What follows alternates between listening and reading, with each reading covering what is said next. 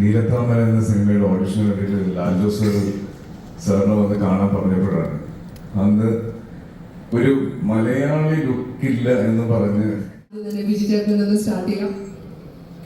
എല്ലാവർക്കും നമസ്കാരം.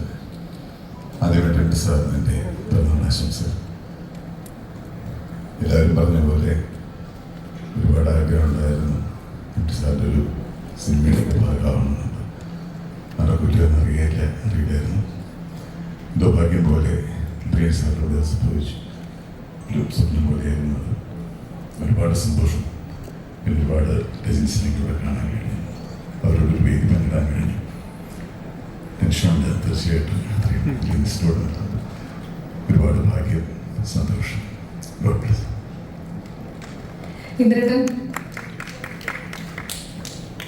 നമസ്കാരം എം ടി സർ, പിറന്നാൾ ആശംസകൾ.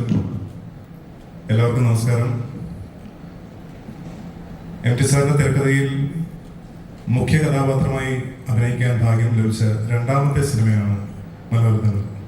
ഇതിനു മുൻപും ഒരു മുഴുനീള ഫീച്ചർ ഫിലിമിൽ സാറിന്റെ തിരക്കഥയിൽ അഭിനയിക്കാൻ സാധിച്ചു.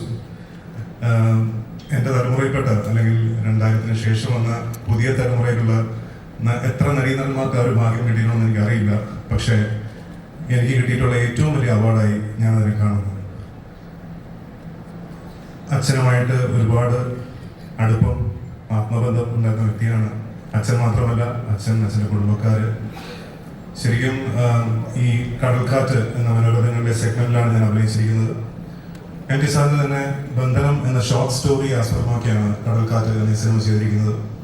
കോയിൻസിഡന്റ്ലി എനിക്ക് അച്ഛൻ അഭിനയിച്ചതിൽ എനിക്ക് ഏറ്റവും പ്രിയപ്പെട്ട കഥാപാത്രം സാർ തന്നെ സംവിധാനം ചെയ്ത ബന്ധനം എന്ന സിനിമയിലെ കഥാപാത്രമാണ്. സോ ഇപ്പോൾ കഥയൊന്നല്ലെങ്കിലും സാറിന്റെ ബന്ധനം എന്ന ഷോർട്ട് സ്റ്റോറിയാണ് ഇവിടെ കടൽക്കാരായിട്ട് വന്നിരിക്കുന്നത്. അത് അഭിനയിക്കാൻ സാധിച്ചു. സോ ഒന്നല്ല, 2 സിനിമയിൽ അഭിനയിക്കാനുള്ള ഒരു ഭാഗ്യം കിട്ടി. Double congratulations to our beloved Indrajith. Thank you. സാറിനോടൊപ്പം ഇരുന്ന് സംസാരിക്കാൻ ഒരുപാട് അവസരങ്ങൾ എനിക്ക് കിട്ടിയിട്ടില്ല.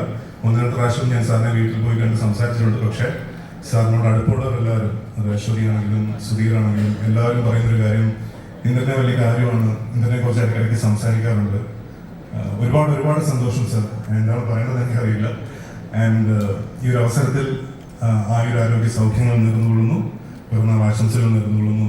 Wishing you a very happy birthday sir. Thank you. എല്ലാവർക്കും നമസ്കാരം. ഹൃദയം നിറഞ്ഞ പിറന്നാൾ ആശംസകൾ എം ടി സർ. ഒരുപാട് സന്തോഷത്തോടും അഭിമാനത്തോടും കൂടിയാണ് ഇവിടെ നിൽക്കുന്നത്. ഞാൻ ആദ്യമായി എം ടി സാറിന്റെ മുന്നിൽ എത്തുന്നത് നീലത്താമര എന്ന സിനിമയുടെ ഓഡിഷൻ വേണ്ടിയിട്ട് ലാൽ ജോസ് സാറിനെ വന്ന് കാണാൻ പറഞ്ഞപ്പോഴാണ് അന്ന് ഒരു മലയാളി ലുക്കില്ല എന്ന് പറഞ്ഞ് എനിക്കതിൽ നിന്ന് മാറേണ്ടി വന്നു. അതിനുശേഷം നീണ്ട 13 വർഷത്തെ കാത്തിരിപ്പാണ് സാറിന്റെ ഒരു ക്യാരക്ടർ ചെയ്യാൻ പറ്റിയത്.